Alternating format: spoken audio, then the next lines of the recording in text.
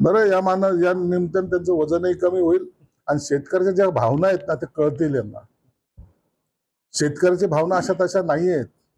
मी आता येताना पाहतो अनेक शेतकऱ्यांचे जे अश्रू आहेत ते खऱ्या अर्थानं किती भयानक आहे याची कल्पना जाणीव होते आम्हाला. काय काय शेतकऱ्याच्या ताटात त्यांनी वाढलेलं आहे ना त्याचा हा दुष्परिणाम आता भोगावा लागतो. म्हणून शेतकऱ्यासाठी आम्ही निश्चित सरकार चांगलंच उपाय योजना करतील, परंतु याची नाटकं करणाऱ्यांचा बिलकुल शेतकरी थारा देणार नाही. उभाटा गटांनी जी तातडीची बैठक बोलवली मला वाटतं त्यांना उशिरा सुचलेले शहाणपण आहे. कार्यकर्त्याशी संवाद असावा, पदाधिकाऱ्याशी संवाद असावा, आमदाराशी संवाद असावा, जे लोकप्रतिनिधी असतील, परंतु त्यांना वेळच नसतो. तुम्ही पाहिलं असाल आता त्या इंडिया आघाडीची बैठक झाली, व्हीसीहून चालू आहे बाबांचं. एवढे कोणत्या कामात बिझी असतं तुम्ही? पक्ष जर जिवंत ठेवायचा असेल तर पक्षाच्या कार्यकर्त्याबरोबर तुमची अटॅचमेंट असणं गरजेचं आहे. परंतु आता आमदार आणि खासदार आणि अनेक प्रतिनिधी पदाधिकारी आता पक्ष सोडतायत हे जे त्यांना कळालंय त्या टायमाला बोलवलेली बैठक आहे. परंतु या बैठकीचा त्यांच्यावर बाकी पदाधिकाऱ्यावर परिणाम होणार नाही. आता बस झालं या भावनेतून आता अनेक जण पक्ष सोडण्याच्या तयारीत आहेत. म्हणून ऑपरेशन टायगर करण्याची आवश्यकता सुद्धा राहिलेली नाही.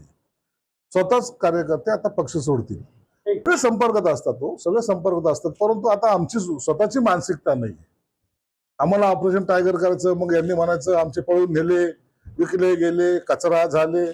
आता त्यांच्या मनाने होऊ द्या. आता आमच्यावर आम्हाला आरोप घ्यायचा नाही कुणाचा. तेच कार्यकर्ते त्यांना सांगतील की का आम्ही चाललो आणि म्हणून आम्ही ऑपरेशन टायगर करण्याच्या भानगडीत आता पडणार नाही.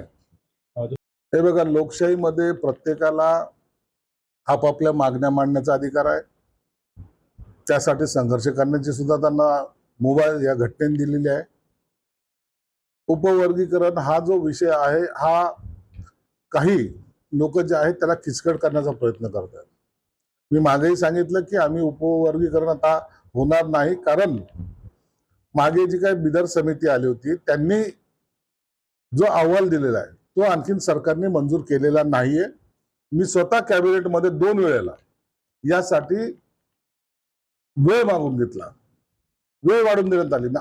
आजच्या घडीला जवळपास 1 लाख लोकांनी ऑब्जेक्शन घेतलेलं आहे. बिदर समितीमध्ये आता 1 लाख लोक जेव्हा तक्रार किंवा त्यांचं मत मांडतात त्या टायमाला ते ऐकून घेण्याची त्यांची मानसिकता असते. आता हे 1 लाख लोकांचं ऐकून घेणे, त्याच्यावर निवाडा करणे आणि त्याच्यानंतर कॅबिनेटमध्ये आल्यानंतर त्याच्यावर काय निर्णय घ्यायचा आहे ते कॅबिनेट ठरवणार आहे. म्हणून आता त्या गोष्टीला जो कालावधी लागणार आहे तो मोठा लागणार आहे. हे 1 महिन्यामध्ये 1.5 महिन्यामध्ये काम संपणार नाही. परंतु कोणत्याही समाजावर, मग तो बौद्ध असेल, मातंग असेल, चांभार असेल, इतर जे 59 जमाती आहेत त्यापैकी कोणत्याही जाती धर्मावर आम्ही अन्याय करणार नाही आणि कुणाचा हिसकून कुणाला देणार नाही. शरद पवारचं काही नवीन थोडी आहे ना. काँग्रेस काढली त्या टायमाला सुद्धा त्यांनी असंच काही वर्ष चालवली, पुन्हा काँग्रेसमध्ये विलीन झाले, तेही आमच्या संभाजीनगरलाच. आणि आताची परिस्थिती पाहता त्यांना विलीन होण्याशिवाय पर्याय नाही. फक्त आता ते संजय राऊतला काहीतरी ती हवा सोडायला लावलेली आहे. त्यांची सुद्धा मानसिकता झालेली. सत्तेशिवाय राहू न शकणाऱ्यामध्ये जर कोणी असेल तर ते शरद पवार आहे. सत्तेमध्ये पाहिजे त्यांना, काही असेल, कुणाचीही असेल ते. उद्या कोणत्या मुस्लिम लीगची जरी सत्ता आली तरी त्याच्यात त्यांना पद पाहिजे. म्हणून यांना या पदाशिवाय जिवंत न राहणारे लोक आहेत.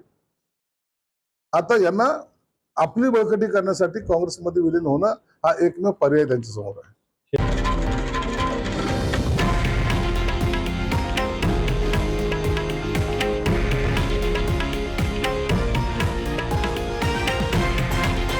हे आहे देशातील नंबर 1 न्यूज नेटवर्क आणि आपण पाहत आहात TV9 मराठी, एकमेव.